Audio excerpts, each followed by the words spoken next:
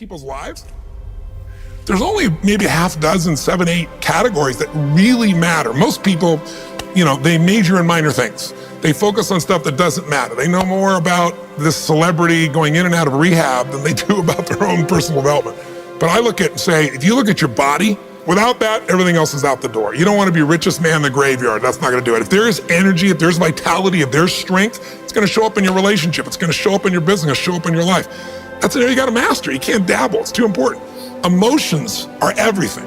I mean, you got a ton of money, you got everybody loves you, and your primary emotions are pissed off and frustrated, then your life's pissed off and frustrated. It doesn't matter if you got $1 billion or 1 million people loving you, your life is not great.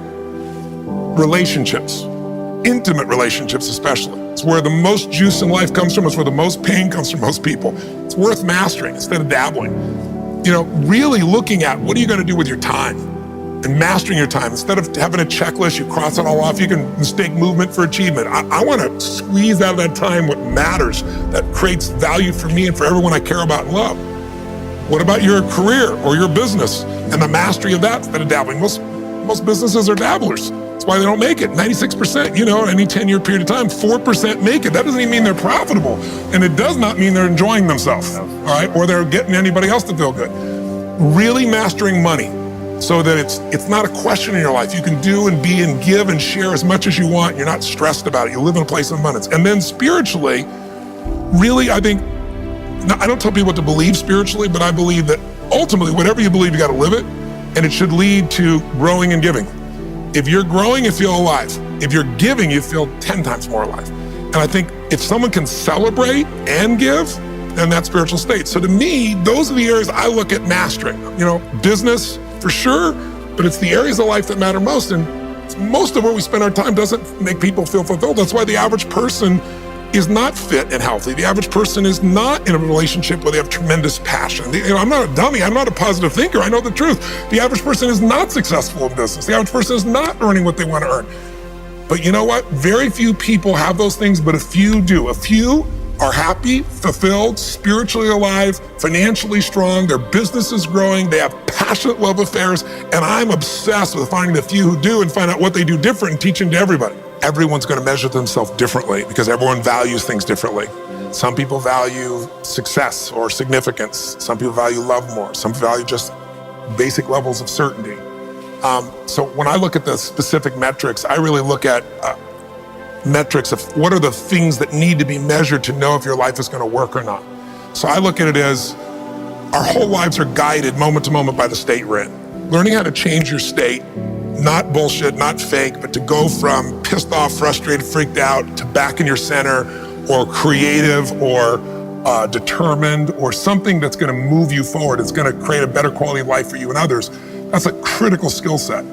So moment to moment, our life's controlled by our states. Yep. If you're in an angry state, you're going to respond differently than if you're feeling playful. But what controls those states long-term is your model of the world, your worldview. And I look at that as having, as a metric, 3 things that I look at. I look to see first, what are the targets you're after? The target is, everyone has different goals and dreams and desires. But as I traveled around the world to 100 countries, I started going, holy shit, I'm seeing the same problems. What's underneath it? I began to see that there are these same 6 human needs that we all have, the same needs. We all have a need for certainty, that we can avoid pain and we can have some pleasure, some comfort. We all need uncertainty. We need variety or we feel dead inside. If you're totally certain, you're bored. If you have total variety, you're like freak out. And it's not a balance. It's learning which of these you need more as a person. Everyone's developed a different set of values in that area. The need for significance, to feel unique, special, important, the need to feel loved, the need to grow, and the need to contribute. Some people value certainty at the top of their list. That's their center of their target. I don't want to do anything unless I know it's going to work. I don't want to do anything unless it's the same. If you change anything, they freak out. If certainty is the number one thing on your list, everyone has the same needs, but if it's number one, I know how your life's going to be. I can predict the direction of your life and therefore the destination to some extent. If you're driven by love first, you want certainty too, but love is higher, you're going to behave very differently than if you're driven by significance. I have to be the one. So I look to see which of those needs are the top 2 on your list because they control your life. Yep. The 2 that most people have, 90% of the planet, if you said, of all these needs, which one do you really focus on most day to day? Everybody wants love, but what do you focus on? Most people focus on being significant. We live in a Facebook world where people fake their life, put new filters, make it look different than it really is, tell stories that, are totally full of it to make themselves look good. Because we live in this kind of false world where significance is more important than love. And it separates us. And the other one that we see most often is certainty. People want to be certain before they can do something. You couldn't have started a business like you had if you were absolutely certain before you started. You can never build a business with that. You can never build a great relationship, because if it's based on certainty, then everybody's got to stay the same and never change, which means you're never going to grow, which means you're going to be miserable. Right. So my metrics are, I want to find out what's driving you. And I want to see, is it healthy or unhealthy? You can have two people be driven by significance, though, and do it with a different set of rules. That's the second piece I measure. The beliefs or rules of how to fulfill that target. But I want to be more clear about something. An extraordinary life is life on your terms, and there's two parts. Part one to have an extraordinary life is mastering the skill of the science of achievement. How do I take what I envision and make it real? And how do I do that quicker, faster, better, easier? The ability to manifest what you come up with and make it real, like you've done with your company, yes, that's a skill set. I spend an unbelievable amount of time helping people do it faster, quicker, better, showing them the shortcuts, teaching them the strategies, modeling what works so you can save yourself a decade. But I would submit to you that having done this for 38 years with, 50 million people at this stage, I can tell you that the science of achievement, there are a lot of people that are damn good at that, and they still don't have an extraordinary life. They have an extraordinary life. You see it as extraordinary, but I get the phone call from the multi-billionaire who tells me he wants to do this thing on his business, but what he really find out is he's miserable as hell, and he's hoping somehow I'm going to rub off on him on that side too. Right. And so I give him what he asked for, the change in his business, but I also give him what he needs, which is the change inside of him. So the second skill is the art of fulfillment. If you want an extraordinary life, you can't just achieve, you got to be fulfilled. As simplistic as that sounds, but it's an art. It's not a science. Sure. It's a science to making money, come on. Any age, any color, any background, any gender, if you do these things, you'll have an abundance of money. You do these things, you're gonna have too much month at the end of the money. You're gonna have financial stress, right? Body. Everyone's biochemically different, but you and I both know there's fundamental rules, laws. There's a science to the body. You violate that science, you're gonna have disease, you're gonna have low energy. You align with that, you're gonna have an abundance of energy. It's gonna affect everything in your life. It's a science. Fulfillment's not like that. Fulfillment is as different as our human beings. You wanna know what God or the universe likes? Look at the jungle, look at the forest. Right. It's diverse, right? So most people think, well, I wanna get that, because they've been modeling somebody else, and that might work on how to achieve something. It'll never work for what to fulfill you. How many people you know, like you, got what you thought you wanted and you weren't fulfilled? Right. And that, I always tell people, success without fulfillment is the ultimate failure. The ultimate failure, because if you go at something and you fail and you're an achiever, you don't fail. You go, I learned something, I'll just try something else. Right. I'm gonna still get there. But when you succeed and you're not happy, so a perfect example of this, I mentioned in the seminar you were there because it hit me about a year and a month ago, we lost what I consider a national treasure, Robin Williams. And I asked people, how many of you love Robin Williams? Everybody raised their hand all around the world, right? He made people laugh, people were touched by him. So how good was he at the science of achievement? I mean, he wanted to be a great comedian, make the whole world laugh, he did. He wanted to have his own TV show, he did. He wanted the #1 show, he did it. He wanted to make movies, he did. He wanted to have an Academy Award for not being funny. Dramatic, and he did it, right? He did it, yeah. He said he wanted a beautiful family. He achieved everything, and he hung himself. That's crazy. And I know recently someone's saying, well, he had dementia, he had drug abuse, he had alcohol abuse most of his life because he made everybody happy but whom? Himself. That's the ultimate failure. So if I had no other message to offer your viewers, and you let me give it to them right now, I'll tell you what I believe. I believe our lives are controlled by one force, decisions. I certainly believe in force greater than myself, call it God if you will, grace, whatever you want to call it, the universe. But I also believe it gives us choices.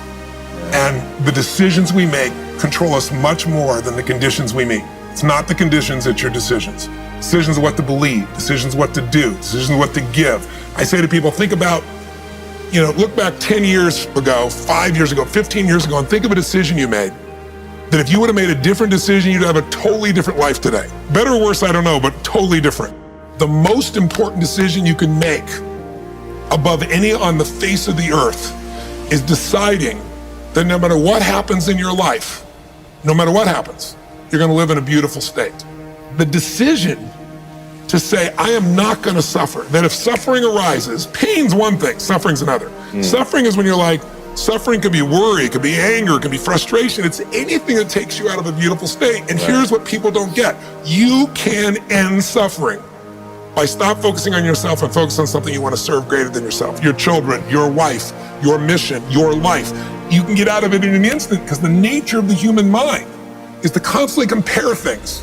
Your mind, your brain is a 2 million year old device, and it is not designed to make you happy. It's designed to make you, it's designed to make you survive. Right. And that's why it's always looking for what's wrong. But it used to be what's wrong, a saber-toothed tiger, so I can protect myself. Now people are worried about what people think about them, or do they have enough money when 2/3 of the planet lives on $2 a day, and you're making $38,000, you're rich. The poorest of the poor in our country are considered rich. I'm not saying they should stay that way. Right. But you can only build on success. My goal would have you consider something. Life is short.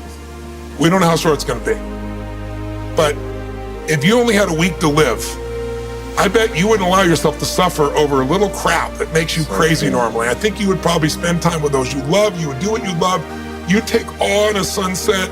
You'd smell the air. You would take in everything in those final moments that you possibly do. So my thing is, why wait? Right. Why wait? Why not just decide that if I start to suffer, I know the solution, because suffering is me obsessing about me.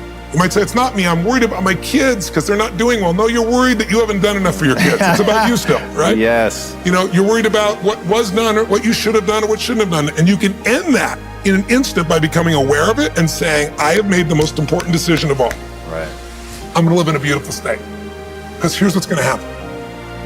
Anybody watching, you may lose a family member, you probably will. Somebody may get cancer. Your business the government might change the rules. They might change things radically that you can't even do anything about it. You might go bankrupt. You might get divorced. I'm not saying anybody will, but no one knows what's going to really happen in your life. Life's full of uncertainty, but here's what you can know. You can decide that what happens, you could have a great time. If somebody like Viktor Frankl can be locked up in Auschwitz and come out of that and experience finding joy in the middle of Auschwitz, then human beings have a capacity they've undersold themselves on. We think that the outside world determines how we feel. If people have to behave a certain way, if your husband or your wife or your kids or your coworkers or whoever, your boss, has to behave a certain way for you to be happy, and if they don't, you're unhappy, then you're always going to be unhappy, because the more people around you, the more they're going to change that, because they're all human, right? My invitation is, as great as it is to achieve, more important to enjoy. Right. And if you can enjoy every moment in that state, when you're feeling loving and playful and passionate and curious and awe, you treat other people 100 times better than when you're feeling frustrated, pissed off, overwhelmed, worried, stressed, or feeling sorry for yourself. Right. You're going to be a better parent, you're going to be a better lover, you're going to be a better business person, you're going to have a better life. So my soliloquy is, decide. Decide today. And actually say, what if I cut it off? What if I said, I'm not willing to settle and I'm just gonna live in a beautiful state? Doesn't mean you won't feel bad, it doesn't mean you won't stay there. You instantly change. But what the hell is success? It's hitting an expectation. And I always tell people, man, trade your expectations for appreciation, and it's a whole new world instantly. If you can appreciate this moment, if you can't find ecstasy in this moment, in a conversation with a friend and looking in your wife's eyes, being with your children, going on a run, if you can't find ecstasy now, I'm here to tell you, more money, more people, more love, more business, more anything is not going to give you more ecstasy. If you can't do it here now, you're not going to do it there when you got more. So why not do it now and have a rich life right now? I tell people, money, that's one thing. Like having financial abundance, there's skills, that's a science. But wealth, it's a decision. It's like you can be wealthy right now. I live in Fiji a good portion of the time. There are these villagers there. They're the richest people I know. They're happy, they laugh, they love, they don't give a damn about the economics. Other people say they're poor. When I first went there, I was trying to do things for them. They're like, what are you talking about? I'm so happy. Wealthy people come over from the United States and they go travel around and try to figure out what to do, and they're gonna spend 9 years to do this and this and this so they can finally sit down and be happy. And the Fijian guy goes, why don't you sit on the beach right now, dude, and experience it? Why spend the 9 years? Why not have it now? That's my invitation.